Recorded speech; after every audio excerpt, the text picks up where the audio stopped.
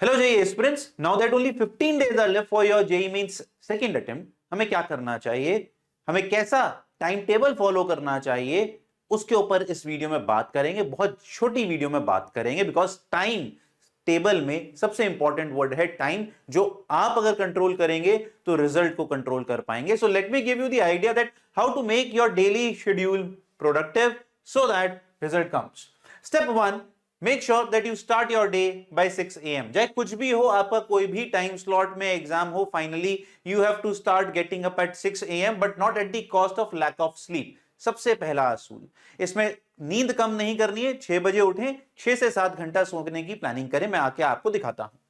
फिर fix study slot. Step 2, study slot fix करने। Study slot 1 है 7 AM to 12 noon, study slot 2 is 1 PM to 6 PM and study slot 3 is 7 PM to 11 PM। और 11 PM के बाद सो जाइए।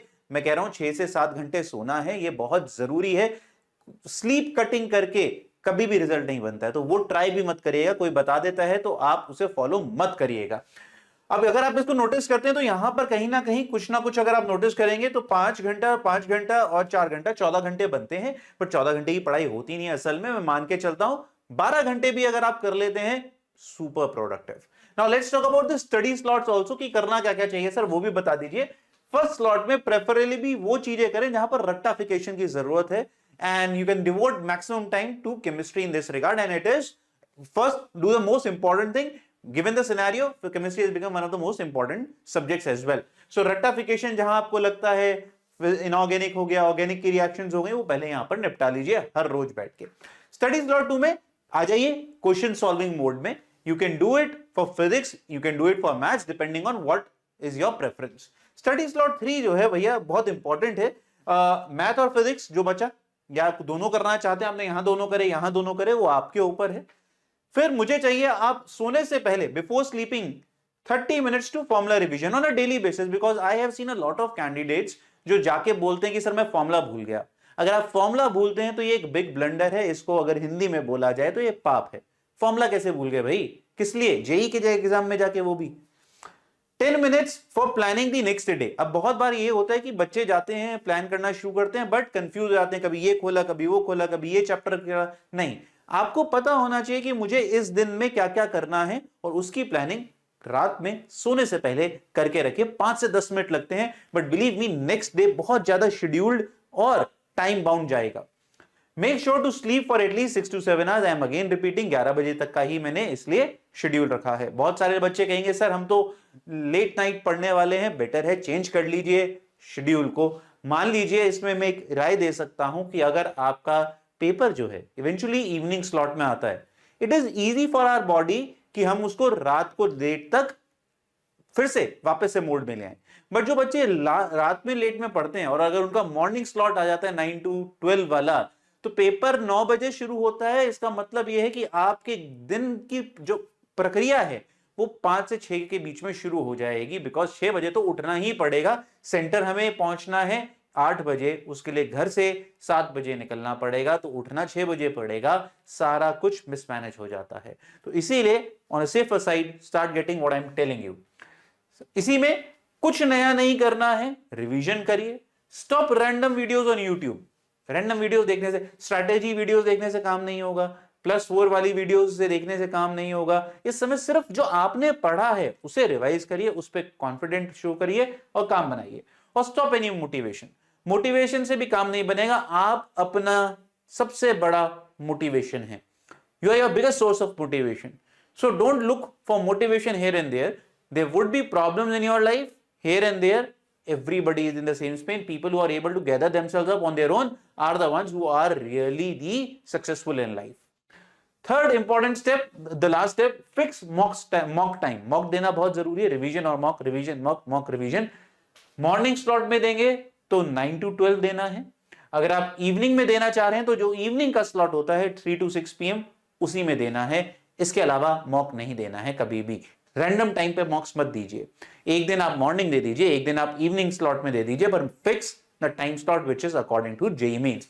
After that what you have to do when you are done with the test, analyse the test for 1 hour, not more than 1 hour। आप कहें कि sir मैं तो analysis करे जा रहा हूं, नहीं, 1 घंटे की करनी है, तो सोच के चलिए मुझे क्या करना है, उसमें भी don't bother yourself with the test scores. Test scores कम आ रहे हैं, अरे भाई जितनी प्रिपरेशन करिए उतना ही आएगा, पर अगर आप रोते रहे तो उससे नीचे आ जाएगा, बढ़ेगा नहीं। तो टेस्ट स्कोर अगर कम आते हैं, आपकी एक्सपेक्टेशन ज्यादा थी या प्रिपरेशन भी ज्यादा थी पर फिर भी कम आ रहे हैं, तो उसका एक रीजन होगा।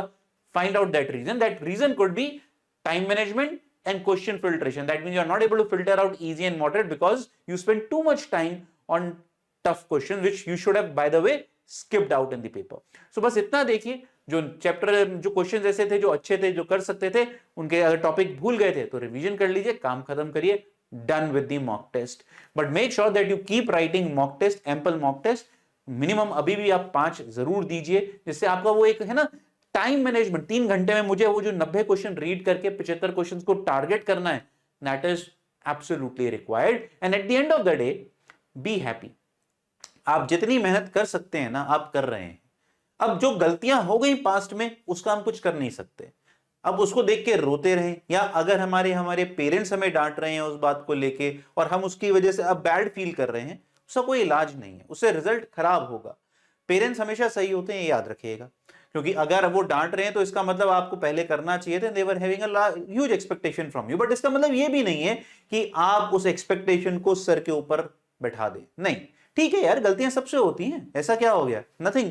ठीक है, तो रिलैक्स रखिए अपने आप को, मेंटली रिलैक्स रखना बहुत जरूरी है, नहीं तो जो शेड्यूल है ये फॉलो नहीं हो पाएगा। ये फॉलो करके बहुत कम बच्चे आगे जा पाते हैं, पर जरूर जाते हैं। तो ये आपके ऊपर है, आप कैसा फॉलो कर पाते हैं उसे।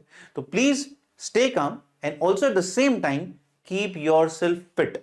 फिट का मतलब ये नहीं जिम चले जाइए, आपको सिर्फ ये करना है कि आपका जहां पर इंजरी प्रोन जो चीजें होती हैं, जैसे भाई सर मैं फुटबॉल खेलता था, यार फुटबॉल का तो वैसे भी शेड्यूल में टाइम नहीं है, पर अब कुछ नहीं करना है जहां से आपको इंजरी लग जाए। बहुत ज्यादा बाहर जाने का कोई भी मतलब वैसे अभी भी नहीं है, बट जितना अवॉइड कर सकते हैं आउटसाइड फूड ऑल्सो, कि भाई आउटसाइड फूड खाया और स्टमक इन्फेक्शन हो गई, वो भी अब हमारे पास टाइम नहीं है। बिल्कुल अपने आप को सेफ जोन में लेके अपनी मैक्सिमम आउटपुट के लिए काम करना है। God bless, keep working hard. और ये एक चैलेंज है बच्चों, इतना जो भयंकर शेड्यूल मैंने बोला और इतनी सारी बातें मैंने बोली आप लोगों को, ये एक बहुत बड़ा चैलेंज है। तो मुझे कमेंट बॉक्स में बताइए, क्या आप लोग इस चैलेंज के लिए रेडी हैं? Are you guys ready? Let me know in the comment section.